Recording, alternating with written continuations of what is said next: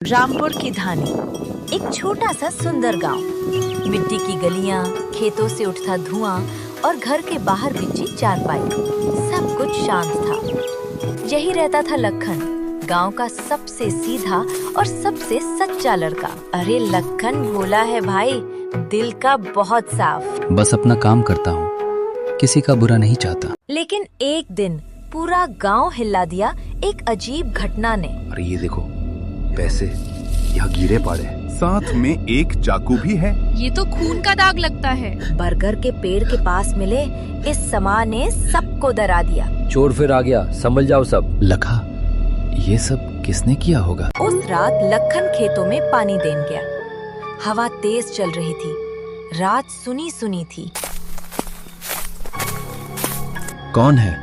कौन चल रहा है वहाँ? लखन ने टॉर्च जलाई और एक परछाई भागती हुई दिखी। रुक जा, कौन है रे? लेकिन वो परछाई अंधेरे में गायब हो गई। अगली सुबह लखन को चौपल में बुलाया गया। प्रधान, लखन, गांव में सब कह रहे हैं चोर तू ही है। क्या? प्रधान जी, मैं गांव का बेटा हूँ, मैं ऐसा कभी नहीं कर सकता। अकेले रहता है, शक तो तेरे पर ही जाएगा। लखन जितना समझाता, लोग उतना ही शक करते। उसी रात लखन ने फैसला किया, आज मैं पकड़ कर रहूंगा कि असली चोर कौन है। वो बरगद के पास छुपकर बैठ गया और कुछ देर बाद एक आदमी धीरे धीरे कुछ गढ़ने लगा। कोई यहाँ क्या छुपा रहा है? लखन धीरे से उसके पास जाता है और उसका फेस देखते ही हिला रह जाता है। मुन्ना, तू? लखन भाई, मैं चोर से मिला था, पर पैसा मुझे ही मिल गया।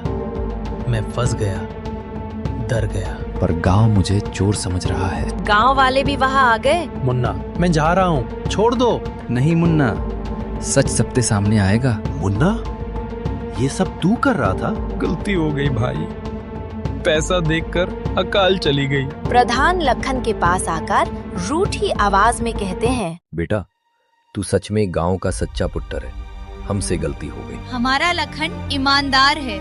लखन मिट्टी को हाथ में लेकर मुस्कुराया। गांव की इज्जत मेरे लिए सबसे ऊपर है। सच्चाई कभी छुप नहीं सकती। लोग चाहे गलत समझ ले, पर सच्चा इंसान हमेशा अपने कर्म से अपनी पहचान बना लेता है। भरोसा तोड़ना आसान है, पर सच्चाई से जीना हिम्मत वालों का काम होता है।